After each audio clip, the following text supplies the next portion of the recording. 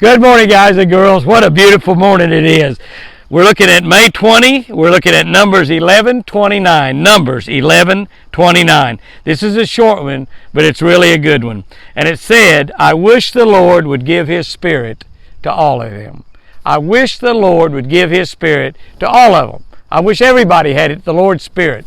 And we're talking about the Holy Spirit here, the Spirit of God Himself. And you know, when you're saved, you get that Spirit down inside of you. And Numbers said, I wish the Lord would give His Spirit to all of them. It's wild sometimes to watch some sort of live bait fall into the water. A crawdad or a frog, a grasshopper or a spider and the like. We expect a fish to instantly explode on the real thing.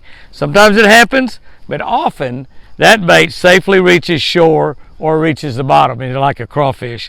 It succeeds by trying to not look like or act like a real crawdad or a frog or a grasshopper or a spider.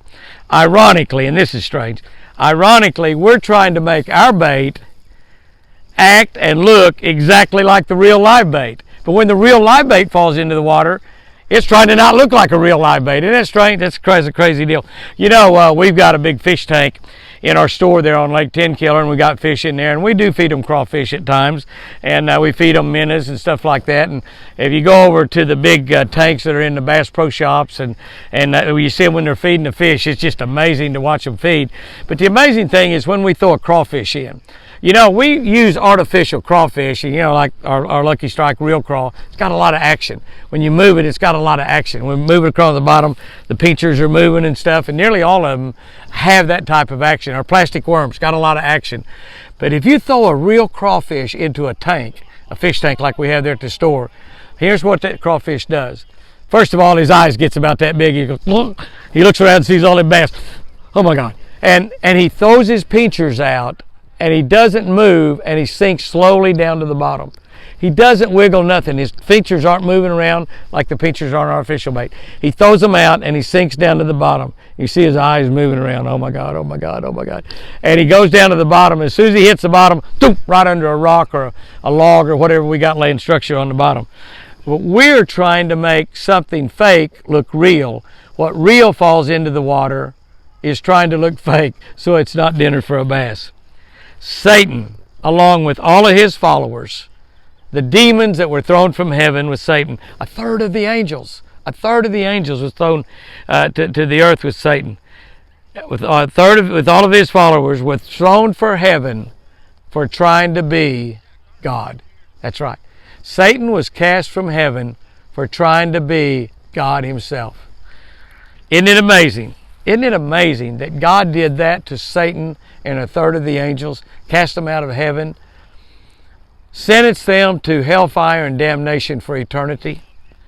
Isn't it amazing, though, that even though He did that, He had already planned to give you and me His Holy Spirit.